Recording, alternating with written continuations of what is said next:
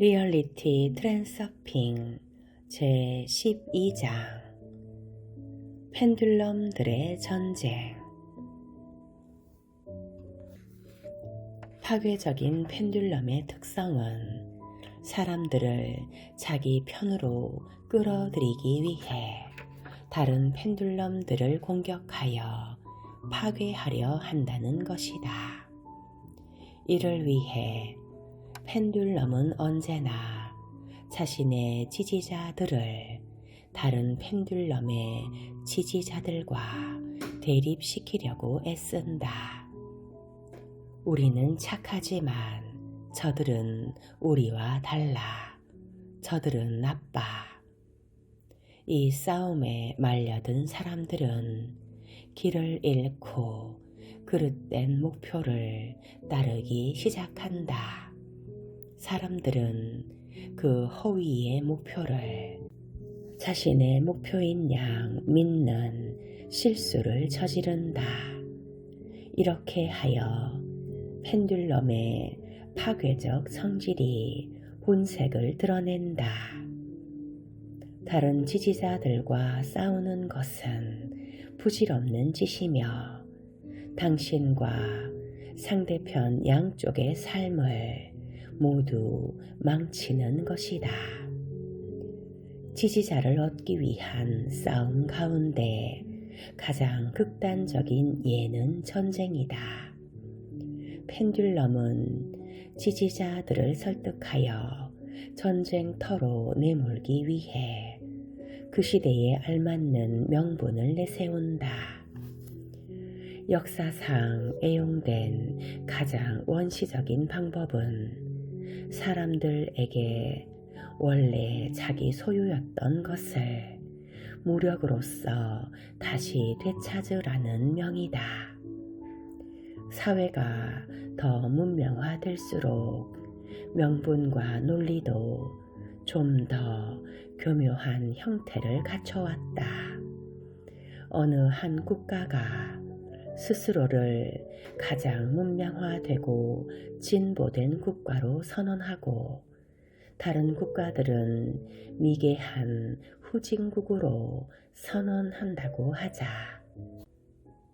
그러면 이 미개한 사람들을 더 높은 수준으로 끌어올리는 것이 고상한 목표가 된다. 그리고 그들이 거부한다면 무력을 사용한다. 현대의 전쟁은 다음과 같은 식의 수순을 따르는 것처럼 보인다. 숲속의 한 나무에 벌집이 매달려 있다. 야생 벌들이 거기에 살면서 꿀을 모으고 유충을 기르고 있다. 그때 펜듈럼 하나가 그 벌집에 접근해서 자신의 지지자들에게 이렇게 말한다. 이들은 아주 야만적인 벌입니다. 아주 위험해요. 그러니 이들은 파멸시켜야 합니다. 아니면 적어도 이 벌집만이라도 파괴해야 합니다. 못 믿겠습니까? 그럼 한번 보세요. 그 펜듈럼은 막대기로 벌집을 여기저기 쑤신다. 벌들이 밖으로 나와 펜듈럼 지지자들을 쏘기 시작한다. 그러면 펜듈럼은 의기양양하게 외친다. 자, 보세요. 제가 말했지 않습니까? 이들이 얼마나 공격적인지 보세요. 이들은 파멸시켜야 합니다. 전쟁과 혁명을 정당화하기 위해 어떤 슬로건을 사용하느냐는 중요하지 않다. 펜듈럼의 목표는 오로지 하나, 지지자를 얻기 위한 전쟁이다. 이런 전쟁은 여러 가지 다른 형태를 취할 수 있지만 그 유일한 목표는 최대한 많은 지지자를 얻는 것이다. 펜듈럼에게는 새로운 에너지가 반드시 필요하다. 새 에너지가 없으면 펜듈럼은 멈추고 독립적인 존재가 소멸된다. 그러므로 펜듈럼에게 전쟁은 자신의 생존을 위해 당연하고 피할 수 없는 것이 된다. 전쟁과 혁명의 뒤에는 곧이어 다른 형태의 전쟁이 뒤따른다. 그것은 덜 공격적이긴 하지만 여전히 가혹하다. 그런 전쟁의 예를 들어보자.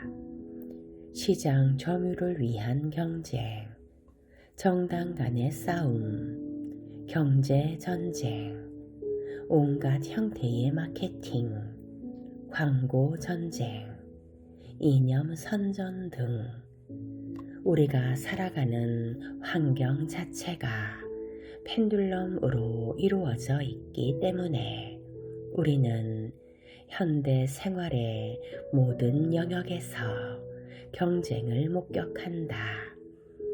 정치적 논쟁에서부터 단체들과 개인들 사이의 경쟁에 이르기까지 이 모든 것에 경쟁이 있다. 새로운 것, 평범하지 않은 것, 이해하기 어려운 것들은 자신의 길을 개척하는데 늘 어려움을 겪는다. 왜 그럴까? 단지 새로운 개념이 우리의 머리에 자리 잡는데 시간이 걸리기 때문일까? 그 주된 이유는 낯선 펜듈럼이 등장해서 지지자들을 자기 편으로 끌어가면 터줏대감 펜듈럼이 불쾌해하기 때문이다. 예를 들어보자. 자동차 엔진 같은 내연기관은 도시의 환경을 심각하게 오염시켰기 때문에 벌써 오래전에 다른 것으로 대체될 수 있었을 것이다. 이미 수없이 많은 친환경적 대체 엔진들이 개발되지 않았던가. 하지만 이런 새로운 엔진은 기존의 석유회사 펜듈럼들에게는 위협이 될 수 있는데 이들은 아직도 세력이 막강하다. 그들은 몇몇 발명가가 자신을 무대에서 끌어내리도록 좌시할 리가 없다. 결국 거대 석유회사들을 대표하는 이 괴물 펜듈럼은 대체 엔진의 특허를 사들여서는 비밀로 묻어버린다. 그리고 한편으로 그 새로운 발명품은 효율성이 없다고 강변한다. 펜듈럼은 물질 세계에 자신을 구축할 때 인적 자원은 물론 재정수단, 건물, 설비 등을 가지고 자신의 입지를 강화한다. 펜듈럼은 이 인적 자원의 피라미드 꼭대기에다 가장 마음에 드는 사람을 앉혀놓는다. 이들은 작은 부서의 책임자로부터 한 나라의 대통령에 이르기까지 모든 계급의 지도자다. 이들은 특별하거나 뛰어난 자질을 가져야 할 필요가 전혀 없다. 대개는 펜듈럼의 구조에 완벽하게 어울리는 특질을 갖춘 지지자들이 리더로 앉혀진다. 펜듈럼의 총애로 선택받은 사람은 자기가 오직 개인적 덕목으로 인해 인생의 큰 일을 성취했다고 믿게 될 것이다. 그것은 맞는 말이지만 부분적으로만 그렇다. 펜듈럼이 총애하는 사람의 승진에 가장 큰 역할을 하는 것은 펜듈럼의 자기 조직적인 구조 그 자체다. 그 사람이 지닌 변수, 곧 특질이 시스템의 요구에 더 이상 맞지 않으면 그는 무자비하게 제거될 것이다. 펜듈럼들의 전쟁은 그 지지자들에게 파괴적인 영향을 미친다. 왜냐하면 지지자들은 자신이 그 높은 목표를 진정으로 믿기 때문에 그 일에 헌신한다고 생각하기 때문이다.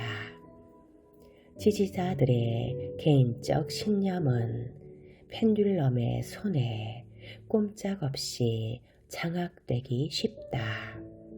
펜듈럼의 주파수에 동조하는 즉시 그와 펜듈럼 사이에는 에너지 차원의 상호작용이 일어난다. 지지자의 사념 에너지 주파수는 펜듈럼의 에너지에 의해 고정된 채 유지된다. 그는 이제 피드백 고리 속에 갇혀버린 것이다. 지지자는 펜듈럼의 주파수에 맞춰 사념 에너지를 방사하고 펜듈럼은 그 대가로 작은 에너지를 지지자에게 돌려준다. 그에 대한 영향력을 유지하기 위해서다. 현실화된 물질 차원에서는 펜듈럼과 지지자 사이에 이런 상호작용을 나날의 일상 속에서 목격할 수 있다. 예를 들어보자. 어느 정당의 펜듈럼이 선거 운동을 시작한다. 펜듈럼은 한 지지자에게 달라붙어 그에게 인정, 만족감, 자부심, 비중감 같은 좋은 느낌의 형태로 약간의 에너지를 전해준다. 그 지지자는 자기가 상황을 지배하고 있고 선택권을 가지고 있다고 믿는다. 그러나 사실 그는 펜듈럼에 선택당한 것이고 펜듈럼이 그를 지배하고 있다. 그러나 표면적으로 상황은 다른 모습을 띈다. 지지자는 자신이 하고자 하는 일을 하고 있다고 믿는다. 그러나 지지자의 의지는 펜듈럼에 의해서 암암리에 의도적으로 강요된 것이다. 그래서 지지자는 펜듈럼의 정보장 안에 놓여서 자기와 비슷한 다른 사람들과 함께 핫 이슈를 토론하면서 시간을 보내게 된다. 이런 식으로 지지자는 펜듈럼과 에너지로 연결되고 그 조직 안에 자신의 에너지를 고정시킨다. 그러나 결국 지지자는 그 펜듈럼의 활동이 자신의 기대에 못 미친다는 것을 깨닫고 이전의 우상을 향해 원망과 의심을 품기 시작할 수도 있다. 그러면 그의 방사 주파수는 펜듈럼의 소나기를 빠져나온다. 펜듈럼의 소나기가 쥐는 힘은 그 펜듈럼이 얼마나 강력한가에 달려있다.